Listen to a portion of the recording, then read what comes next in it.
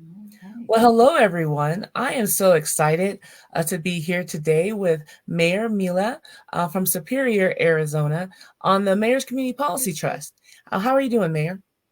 I'm well. I'm well, Dr. Evans. How are you today on this day before Thanksgiving?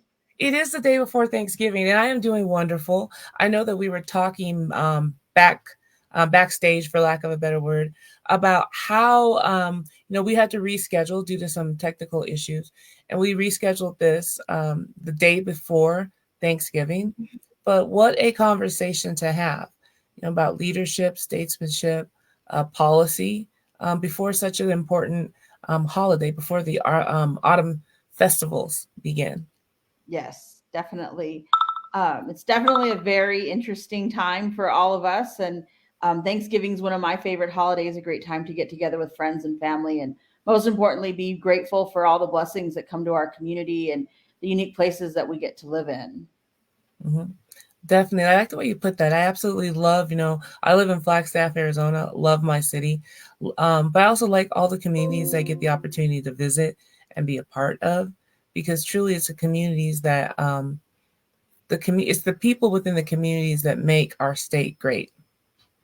Definitely makes us a great destination to visit to our entire state. So, this conversation today, the Mayor's Community Policy Trust is a conversation amongst leaders, elected officials in our community to really to talk about what does it mean to be an elected official? What does it mean to strive to be a statesman? Why is civic responsibility important? And why are civil conversations important, especially in today's time where difficult conversations seem to be turning into difficult situations, and really understanding things from different perspectives and the totality of that as a leader. Well, that's definitely a lot of question in one fell swoop. And I just returned from being at the National League of Cities conference, City Summit last week, and we talked about a variety of problems from opioid and fentanyl use to infrastructure needs, mental health related issues, and homelessness. And the ongoing conversation is that it's right at the municipal level and sometimes the county level where we have to care for people, and we have to care for people regardless of our political beliefs, regardless of our party affiliations. We're responsible for finding a human nature in serving people and making sure that we are serving holistically. I think that was one of the biggest things I took away from that, and something that, as I became mayor of Superior and realizing some of the really big issues that my community had to face at the time that I became mayor in 2016. I had to not only figure out how to solve some really big problems that were holding our community back, but I also had to figure out, how do I communicate to people so I can build trust? How do I communicate in a way that does not put my town in a disadvantage when you're working with other agencies, whether it's the federal or the state or any, other type of, corporate partners? How do you do all of these things? And I think you have to look for other leaders to teach you how to do that and find example when we're being statesmen. And those issues are rampant across our entire country, really. You're talking with big city mayors and small city mayors and small towns and villages, and each community has their own unique set of challenges. And I think sometimes you have to realize, you can't solve any of these challenges without some ability to listen and hear what's going on, and being mindful of cultural values, being mindful of what's important in your community. And I think that was something for Superior, a community that my family's been in for 5 generations. How do you keep that spirit of community alive without, like, my thing is, like, let's not make more rules that we can't enforce. Let's figure out how to get to yes on things. Yeah. And when we can't get to yes, we have to be able to communicate why we can't do something. I think it's very important that when you mention the concept of communication, right? And communicating, even if the end solution is something that maybe a group of individuals were not interested in hearing, being able to communicate why is it, as an elected official, you chose a different path. I think that that is just so important. Once again, I just want to remind everybody that we are here today with Mayor Mila from Superior, Arizona. The Community Policy Trust, the Mayor's Community Policy Trust, we are focusing on the conversation of statesmanship, activism, what it means to represent, a diverse group of people, and what it means to have civil conversations and appreciate the diversity within those conversations. I also want to just give a shout out to you, Mayor, because you are also a Flynn Brown Fellow, right? Yes. I'm a Flynn Brown Fellow. And what class were you in? What fellowship class? 2019. 2019. And I was in the very first one, which I think was in 2011. But I think it's just great to have the two of us here as fellows from the Civic, what is it, the Arizona Civic Center, Flynn Brown Civic leadership, Flynn Brown civic leadership Arizona program. program. Program. Well, I think Flynn Brown's also a great example of talking about statesmanship and building leaders and building your camaraderie, because the whole emphasis of that program is to learn how to work with people that may not think or act like you or may not have had the same life experiences. And it's a very it's a rigorous program. I don't think people really understand how rigorous it really is, because they're taking leaders that are, at different phases of leadership and putting you into situations where you're now going to be solving or thinking about solving problems, learning about some of the critical issues facing facing our state and the history behind it. And it's like all of a sudden it's like when you're in that moment to try to solve problems or solve a challenge, you're building that camaraderie. And I think we're missing that in so many of our political structures across the United States, across our state even sometimes. Why can't cities and towns and the legislature ever figure out how to get along when our role is to actually serve the people that live in Arizona and represent them well? Or schools, we all have these big jobs to do, and we can't do it with no money. So that's, it's an ongoing challenge that we have. One of the reasons why we focus on mayors in this policy trust is because mayors are elected at the ground level, for lack of a better word, the street level.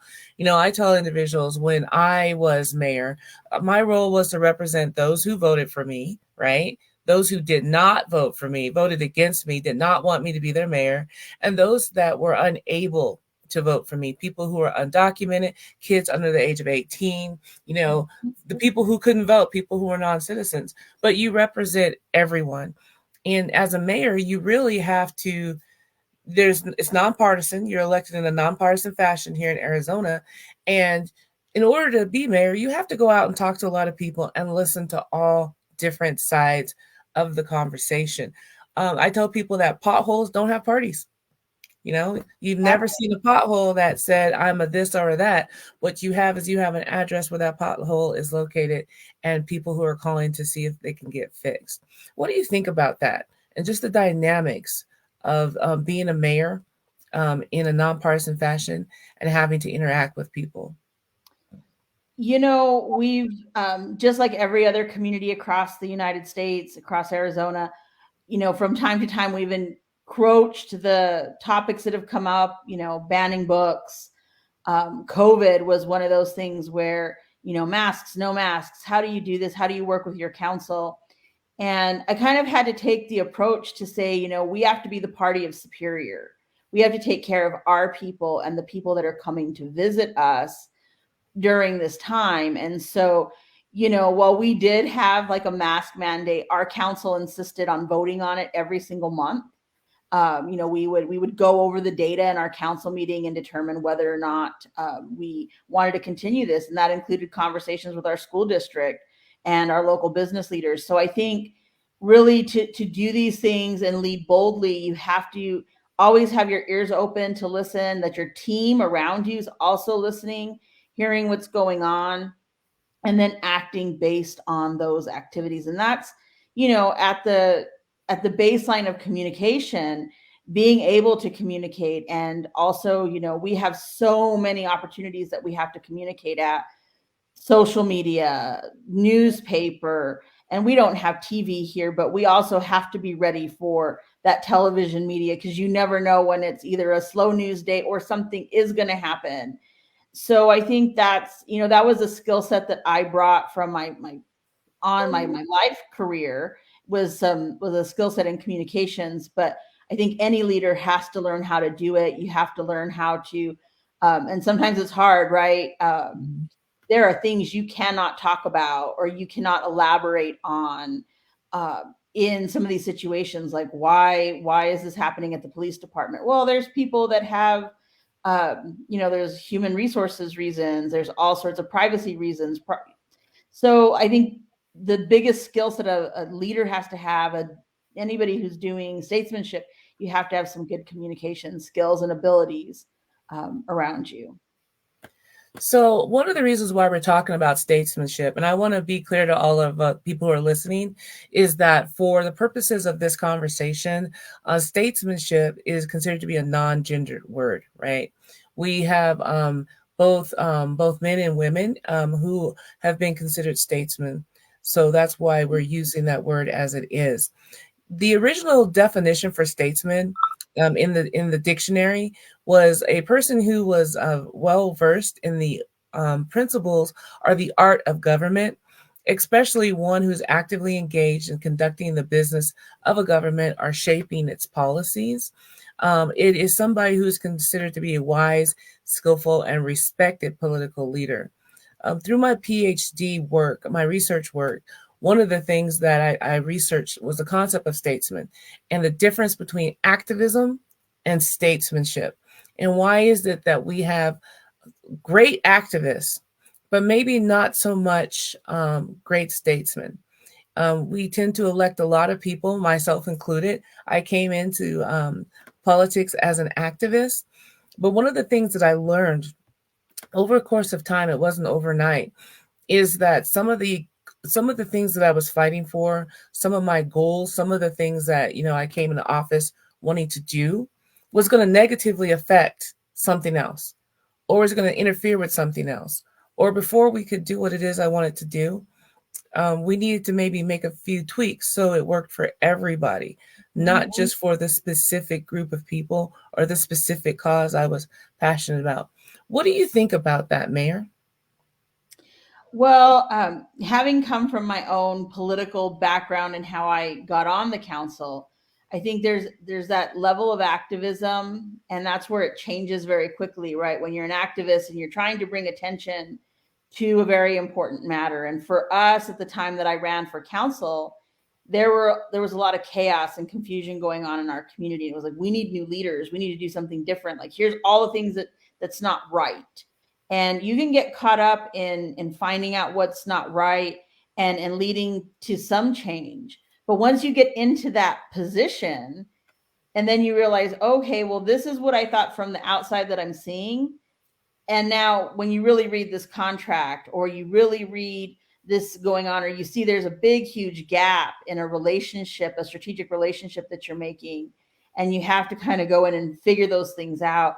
That's where the difference is. And I think there's, and I use this when we're talking about writing grants, right? There's really great grant writers. There's really, really great activists. But that doesn't mean that an activist sometimes to switch that off and to become that leader that has to make a decision for all sometimes isn't as easy as a transition, because you have to go out and say, as a statesman, as an elected leader, there's all these other rules and your hands get kind of tied. And I remember someone telling me, look, you have a lot of freedoms not being an elected official sometimes. And you had to kind of weigh that out. Like, do I like being on the outside and bringing to light what's going on? Or do I want to lead? Because when you lead, then you have like all these different rules. That the game changes quite a bit, right? There's lots of different rules of engagement. How are you working with certain people? What seems easier? And I think that was even for me becoming mayor at a time that, our town owed itself like almost $3 million in HERF debt. We had no relationship with Resolution Copper or Rio Tinto. And that's like this huge, environmental impact statement and economic driver coming to our community. We were ADQ, the Department of Environmental Quality, was ready to shut had shut our transfer station down and was ready to impose daily sanctions. We had a highway project that was going through all at the same time, and that there had been no like solid leadership or communication. And it's like, okay, now we were 6 years behind on our audits. So it was like there was a huge amount of work. And I remember being sworn in, and a relative tells me, we're so proud of you. This is so great, but we're hearing what you really have to deal with. Why are you doing this job? Like this is not gainful employment by any means. And at that time, the mayor was not receiving a stipend. Our police department had been left pretty much in shambles. There was a lot to work on. And I kind of took the job as a like optimist. I think I can do this. I'm a card carrying member of our local optimist club. And it was like, I'm pretty sure we can do this. And I, thankfully had a really great town manager that was already starting to solve problems. And I ran on a recall. So, I mean, you're already coming off of a very contentious election cycle and season.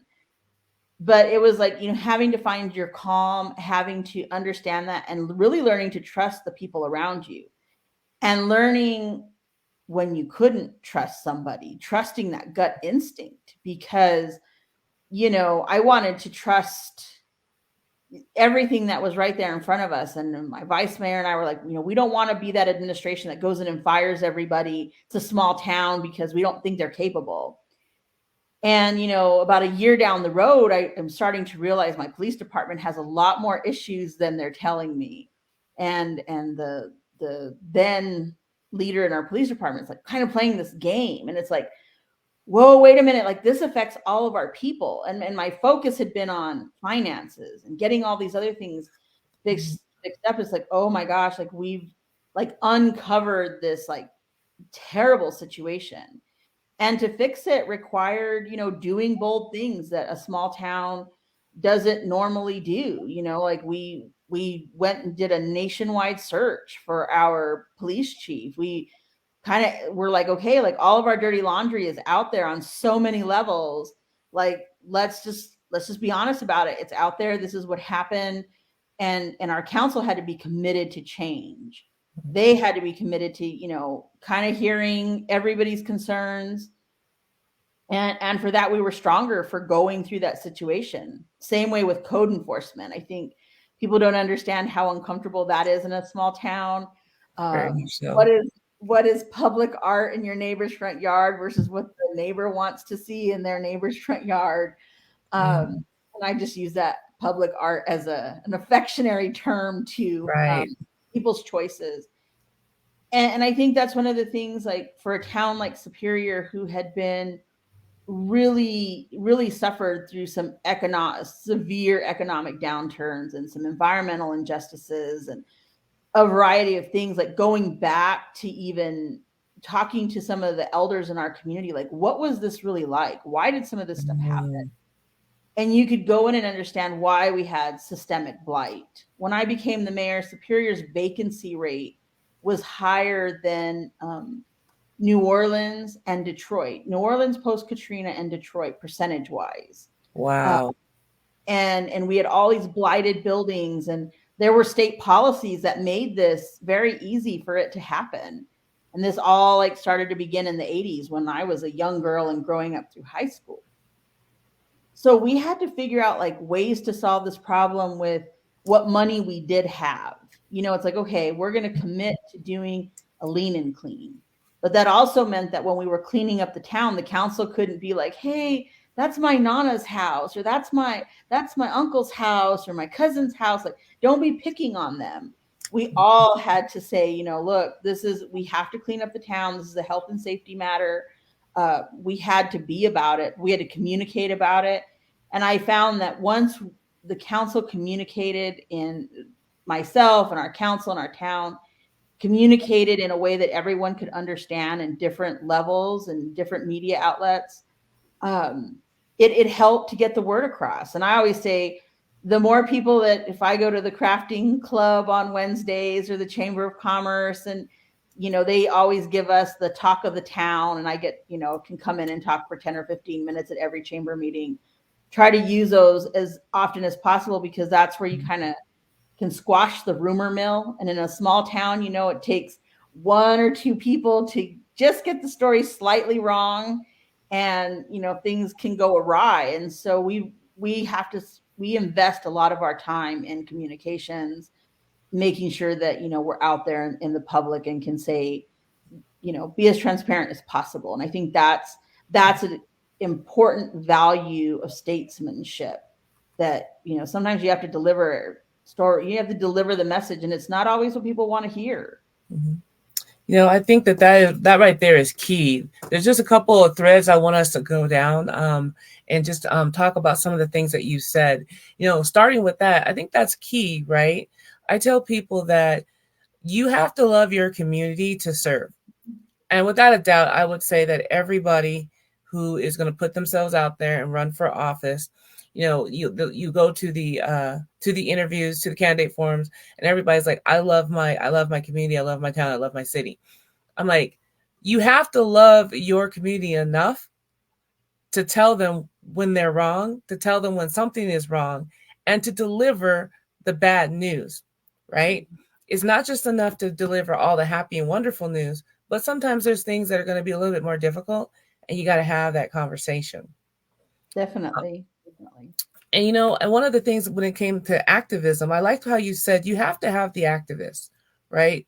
Because the activists really push us and tell us this is wrong, this is going on, this shouldn't be going on. But I also know, looking back on it, when I was an activist, I came in fighting for a particular piece of property, an old school that was scheduled to be torn down by the city. It was owned by the city. And that's the only thing I had to care about, right? I didn't have to care about the cost overruns at the adult center. I didn't have to care about where they were going to get the money for that. All I wanted to care about was the building. Once I got on council, I was like, wow, we have a police department, we have water, we have roads, we have libraries, we have senior centers, and a whole bunch of other stuff that's all interconnected. One of the things I also want to read to you, Mayor, was this updated version of what a statesman is, and see what you think about this. So a statesman is someone who acts for the common good of the people they represent, with the understanding that their primary responsibility is to address and solve issues affecting citizens. This means seeking out the voices of those not often heard. A statesman is well versed in the area of government, including the business of such, and are shaping its policies. But they also understand that hate, emotionalism, and frustration are unstable foundations on which to build public policy. Instead, a statesman makes informed decisions after assessing the totality of the event or request, including the risk, using a comprehensive approach that considers the entire system in a way that can be widely understood. The question of how does a decision made address the change sought and further the overall goals of the community is answered as a part of their decision-making process. That's a lot, but what do you think? That's a lot. It's incredibly a lot. But I can think of all of the different things that I've been through as the mayor. And for a very small town mayor, it's probably a lot more than most of my counterparts for communities this size. My community is the home of the Resolution Copper Project, which anybody can Google it. Shows up in the news quite frequently. It's a national and international conversation. It has a lot of controversies. It is marred with a lot of special interest groups weighing in on how they feel about this. COVID, obviously that affected everybody in all sorts of different ways. For our community, it's like we were probably the first ones to declare an emergency and cancel an event, because we were waiting to hear what the state was going to tell us to do. And it was like, I had to make immediate decisions. And then the telegraph fire, another, like, this is a huge impactful situation that grew to be Arizona's 6th largest wildfire.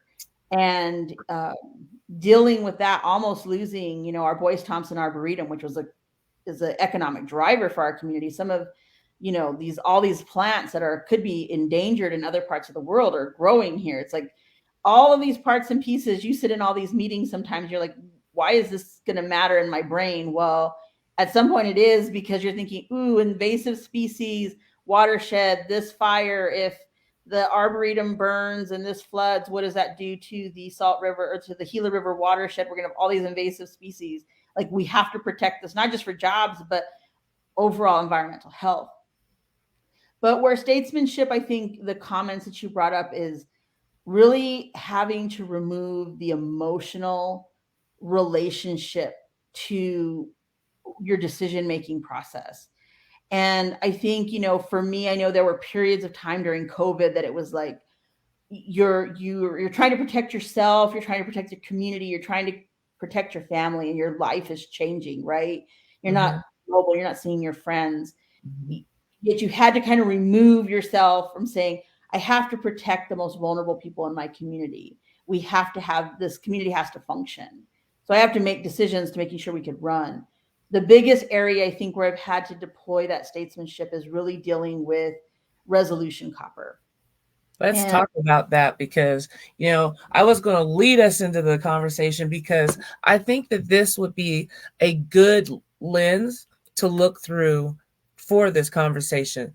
Responsibility, community, economics, culture, civil discussions, right? So let's talk about that.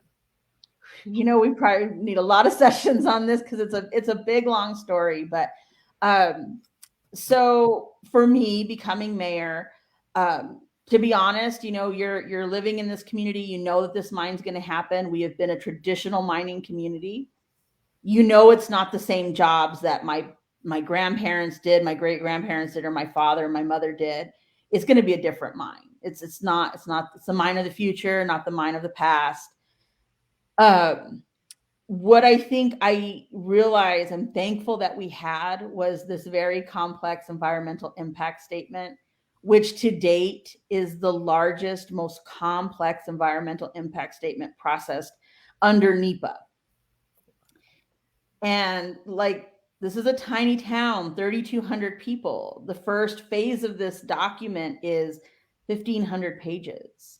My town manager read it twice, because this was going to be our first line of defense to make sure that this project could be, and would be enforced to be a economic positive impact to our community, a net positive.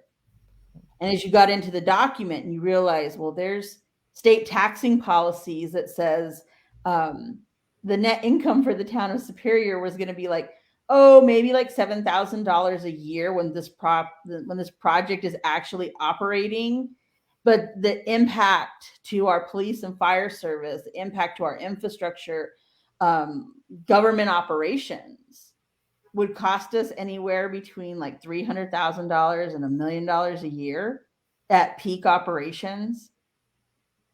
Talk about a tough pill to swallow, because you've been on the activist side going to get elected, and you're supporting the mine. This is what our community is known for. This is the mine of the future. This employs the future generations. This employs my children and their children, potentially.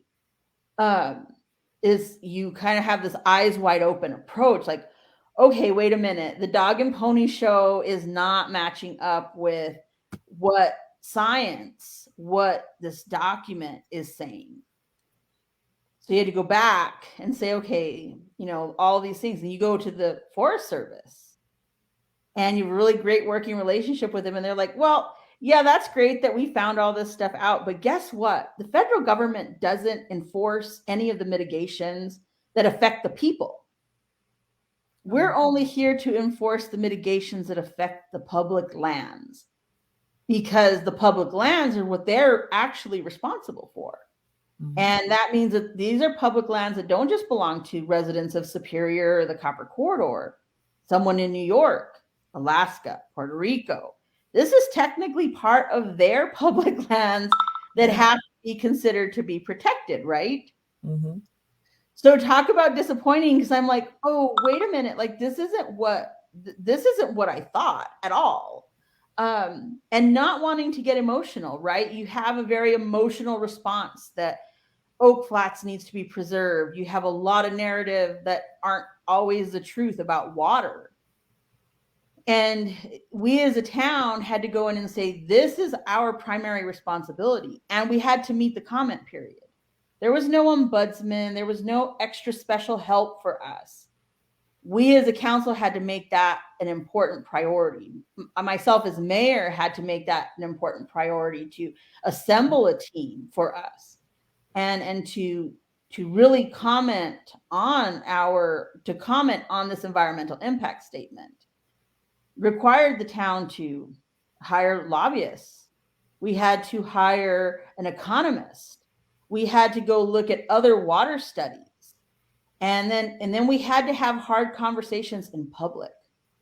Mm-hmm. And, after we did, and keep in mind that those comment periods for these EISs are 60 days, sometimes 90 days.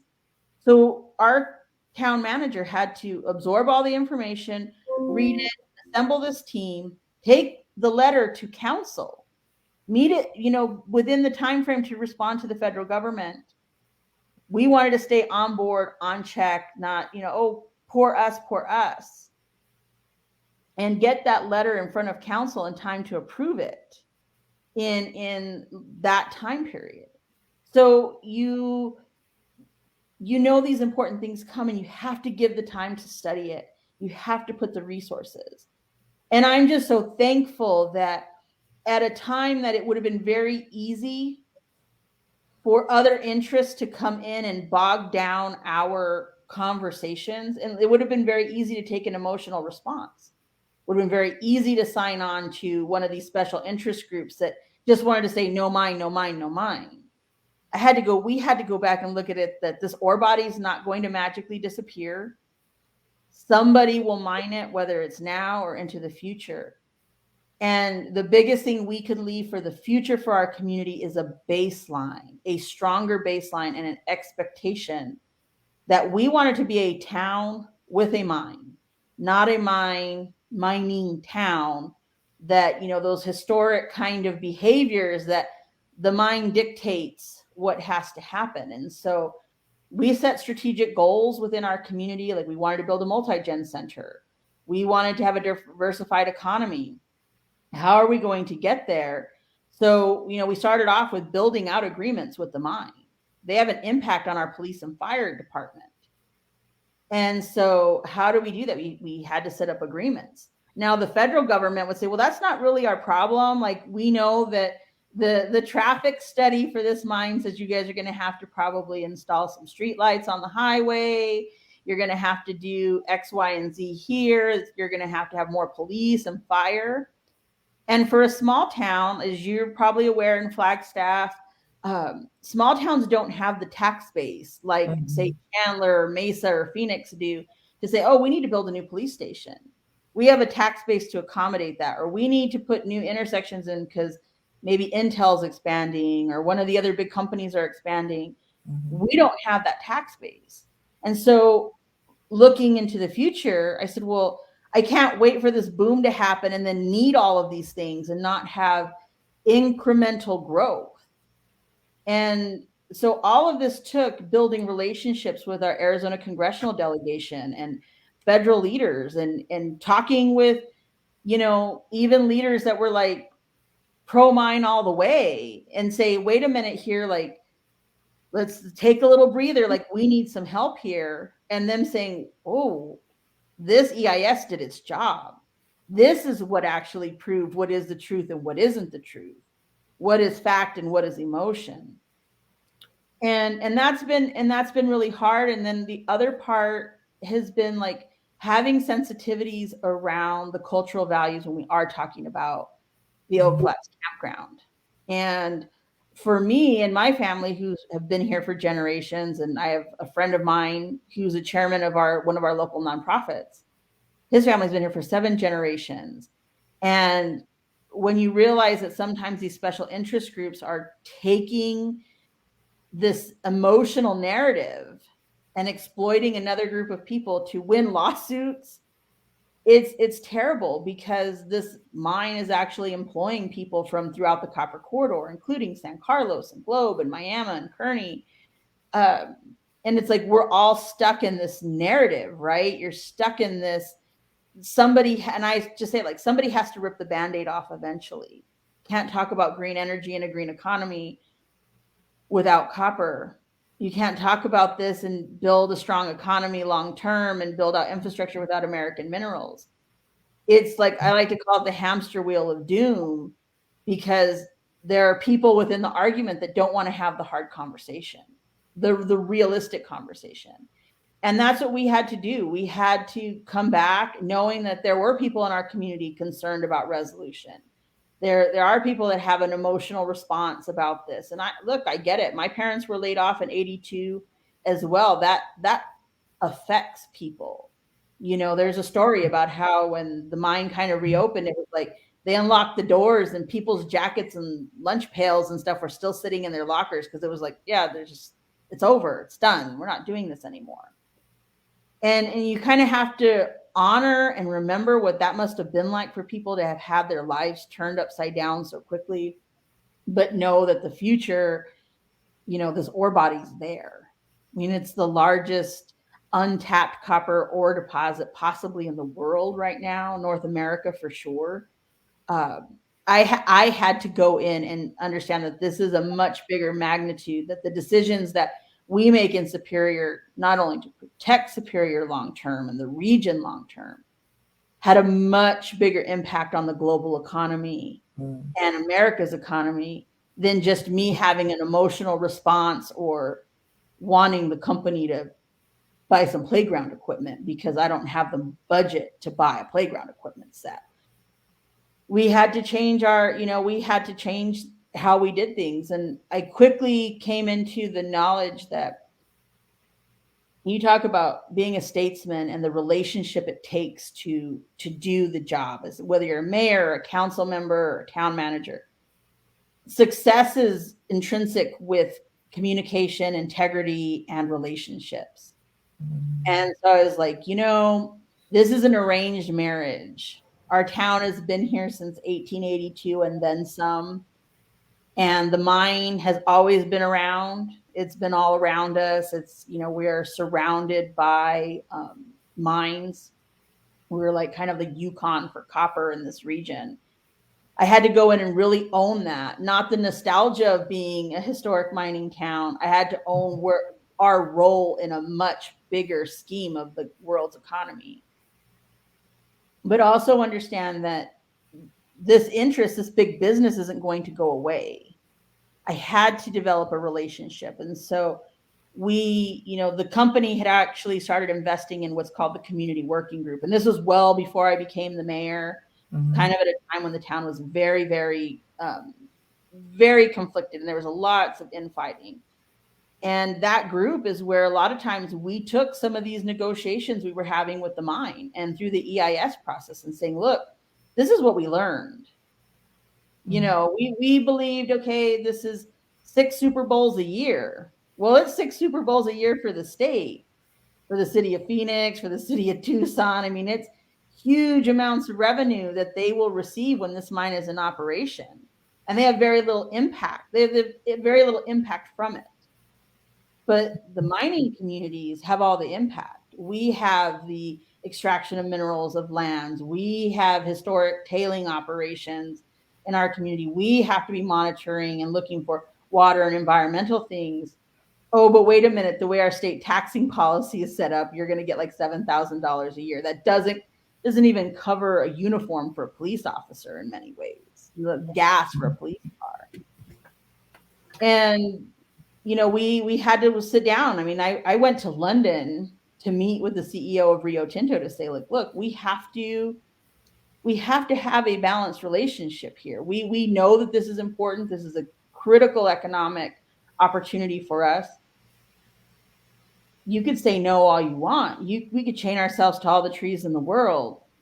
But at the end of the day, that copper will be mined. It's going to come out. It's going to be, brought onto the marketplace.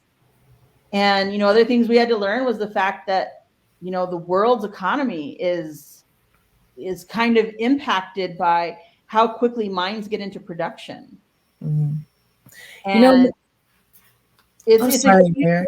story. It's a huge, much deeper than I ever thought. I thought, oh, I've got a great working relationship with the mine. Like this is going to be easy, right? And it's like you kind of open up the book, and it's like, oh, wait a minute, like this is much bigger than what I ever thought.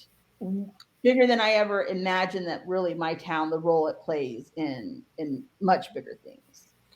Mayor, this is such a fascinating conversation. And the reason being is the backstory, right? And this is part of why I think it's important that we have these type of conversations so people understand the totality of everything that's happening. Because sometimes you just see a decision or you see an outcome, but you don't understand what went into it. So, one of the things you said was you're like, hey, when this first happened, I was looking at this like this is not necessarily a good idea. And you're coming from a mining history, a family history of mining. And you're like, you're looking at the outcomes, you're looking at this, you're like, how is this a benefit to my city, to my community? It's more than just the jobs, right? A lot of times when you hear the global argument about stuff, you hear only about the economics, but you're like, hey, there was much more that we had to talk about. The fact that you all were like, hey, we need to negotiate this. We don't like these terms. We don't like what's going on. And what about our impact? The difficult conversations as they relate to energy and energy use. And the fact that your vision for your town was not to be a mining town, was not to be a town attached to a mine, but a town that just so happened to have a mine. I think that right there is critical, right? That's a shift in the paradigm. We are not a mining town. We are not a town next to a mine. We are a town that has a lot of other things happening, and we also have a mine within our borders. Can you maybe talk a little bit more about that, because I think that that's critical, just the decision making process to have these difficult conversations. Well, so the history of Superior, 82, the mine shut down first, then it kind of reopened. In 1996, when I graduated from high school, BHP announced that this was it. They were going to turn the pumps off and flood the mine. That's it. This is it. Mining is over. And I remember our guidance counselor coming in and saying, you all are kind of at the top of your class. This is it. Like we're going to get you off to college, go live your lives. Your parents probably aren't. If your parents are still here, they're probably not going to be able to stay here because this is the end. This is the end. This is really the end. But in that time process, my dad was actually on the council. And, I always tell people too, like sometimes people get frustrated because they hear elected officials working on plans. Oh, they're never going to do anything with that. They're never going to do anything with it. They're just studying something and they're never going to do anything. One of the things that they had done in that time period was they studied Queen Creek and they studied the aquifer, and they studied like, what if we started working on ecotourism? Like we already have this arboretum, but there wasn't really a good relationship. We've got this cool downtown. It's mostly getting boarded up. This is the 90s. That study that they did on the creek was kind of like, it was the puzzle pieces that we needed to improve, to work on some environmental discussions with resolution. And I think that's another part is like, it'd be very easy for me to say all of the success our community is having is because, oh, I'm a mayor and I've got the town manager. Our successes come from really researching our history and understanding where we were at, where we're coming from, and just putting into perspective where we're at. And I think for small towns, a lot of these processes, and my recommendation has been whenever I have the opportunity to talk to somebody at the federal level, when we have these environmental impact statements, we have to provide proper ombudsmanship, and there needs to be a fund for these small towns to really understand what's happening to them. Because it would have been very easy had this happened 4 or 5 years beforehand. I don't think we would have had the leadership or the staff in our council at the time, or our town hall, to have really managed this. They were drowning just paying bills and doing the day-to-day operations. And so if what I've learned from this to make it better for somebody else, and that's how I always say, what can I do that will help somebody else into the future? These complex processes need like an ombudsman, so you can have access to checks and balances. Right. And that's what we've had to do, with the mine. And sometimes that's what's frustrating, when we get thrust into this very emotional narrative about saving Oak Flats or not saving Oak Flats, and what is really the water situation and what's not. Because I can talk to 1 million reporters and tell them this same story, walk them through, and I can tell you it was, an August day in 2019 that my life changed, because it was like my life was now, my role as mayor, my job was going to be impacted, and decisions were going to be made based on what was in that environmental impact statement. The decisions we would have to make were based on that. And that doesn't really ever seem to resonate with the media, with the emotional response to all of this. And I tell people all the time, I'm either portrayed as an insensitive person who's just so focused on capitalism. And it's like, no, I have an understanding that, copper is going to be critical to green energy and protect, and affecting, impactful change to preserve our climate. That the narrative, we're not reopening my great grandfather's mine. There's so many more regulations. There's so many more opportunities that this is going to be studied. But I also have to tell my residents of my community, I may not be the mayor forever. Todd may not be the town manager forever. This has to be the standard of operations that you expect as residents, that we leave no stone unturned, that we have the hard conversations. And that's one of the reasons why we have a youth council. We have our youth council sit on our community development committee. We have them sit in this community working group, because one day we all sat around and we're like, this community working group, we've had hard discussions about water, and we've had hard discussions about socioeconomics, and we've had hard discussions about, the impacts that mines make. Who's going to remember this in 20 years? Because this project, as much as everybody has their hair on fire about it, like it's going to happen tomorrow, some things need to happen today so the future can start to happen. But who's going to be here to remember and really go back and say, hey, I remember being a sophomore in high school and hearing Mayor Mila talk about this. This is like happening. We've deployed a community working, a good neighbor agreement. That was one of our requirements, working with the mine, for them to continue for us to keep our arranged marriage together, is like what I like to call it. We have to have a good neighbor agreement. And that's because we all know that mine managers change. Mm-hmm. Sometimes mines are bought by other companies. These have to be longstanding agreements, so that way future mayors and future town managers can go back and say, wait a minute, you're supposed to commit so much money every year to historic preservation. Oh, wait a minute, we have this public safety agreement, which means that our fire trucks have to be replaced. And, you guys have an impact to our use of all of these things.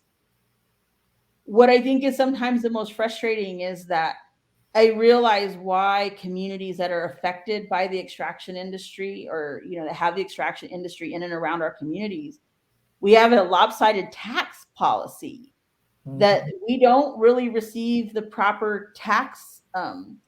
What they pay in taxes does not leapfrogs over the community of impact, right?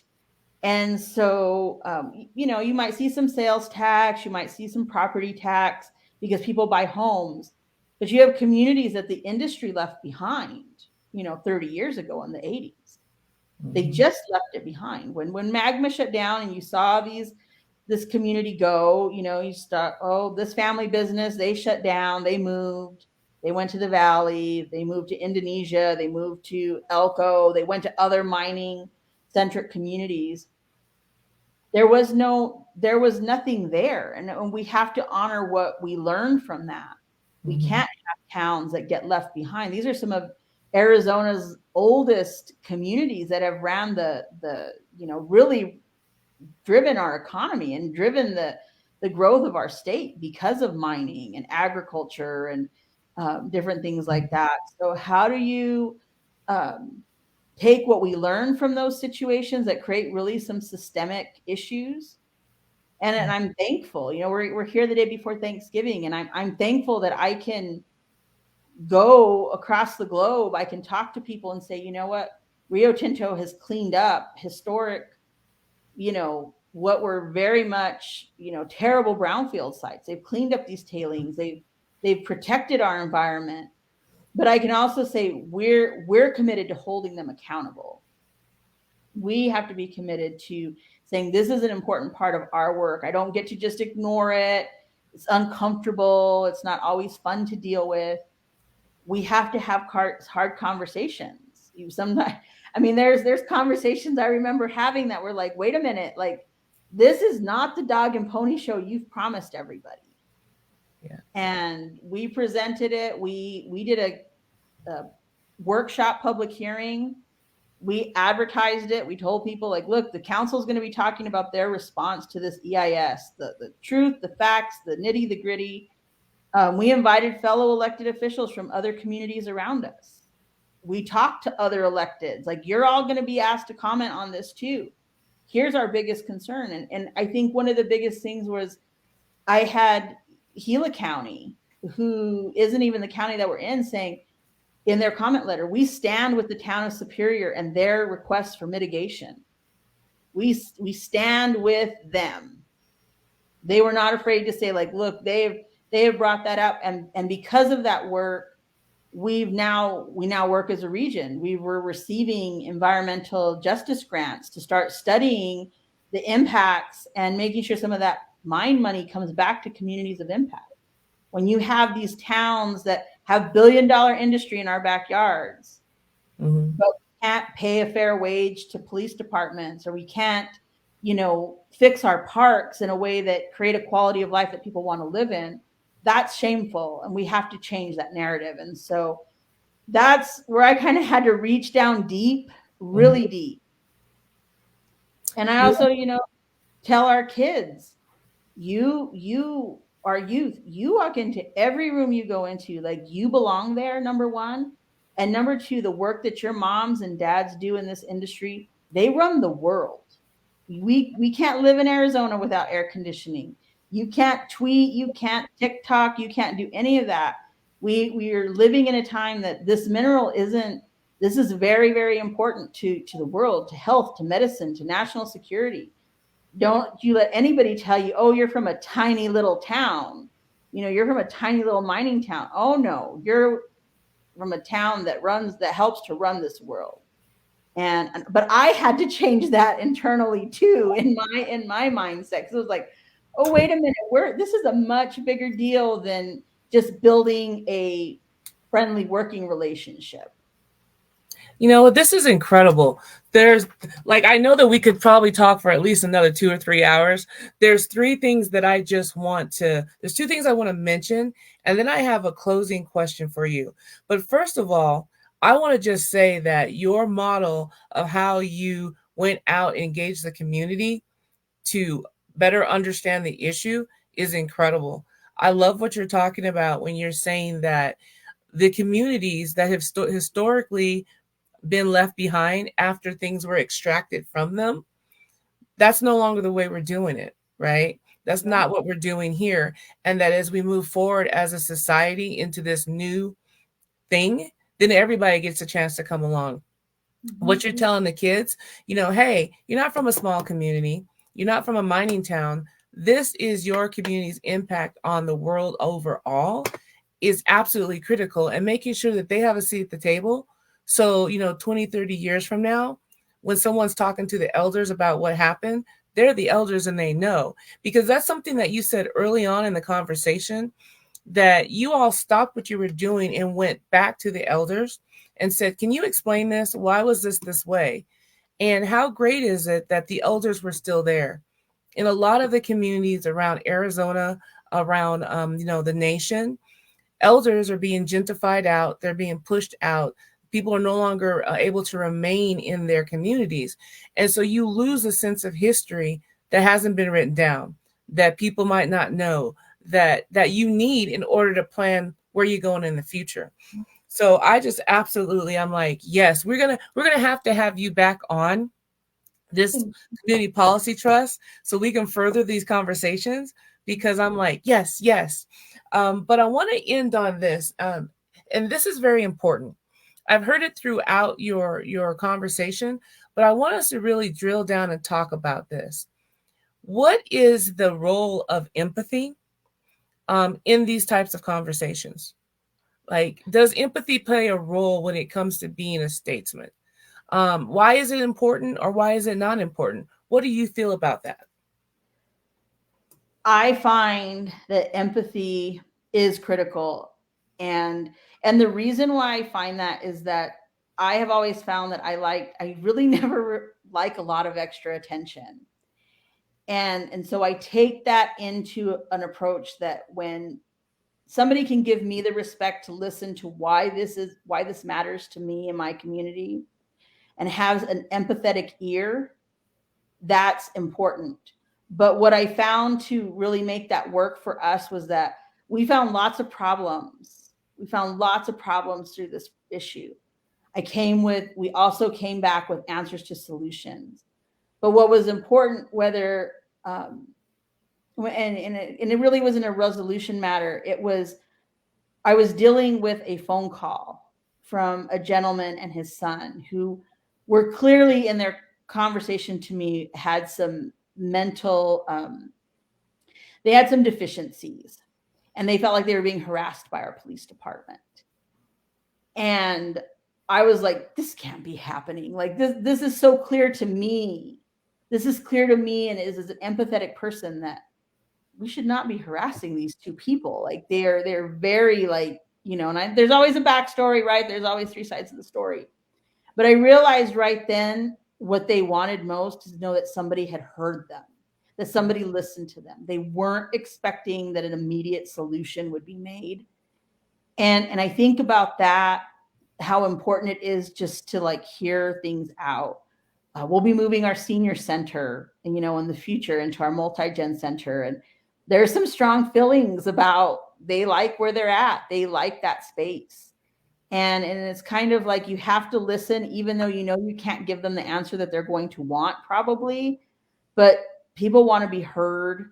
They want to be heard, and then maybe even recognized for what you heard for them, what you heard from them. That, I heard what you said. I heard that in this conversation, I heard that we're not addressing some mental health issues. And so what I asked for is all of our officers to start going to ACEs training. And this was years ago. We've advanced very far from that moment. But I realized that, like, we're not exempt from the world's big issues either, even though we're a tiny town. And I think empathy just goes a lot further away. And I think when you realize that it was easy to be mad at different electeds over COVID based on decisions that they were making.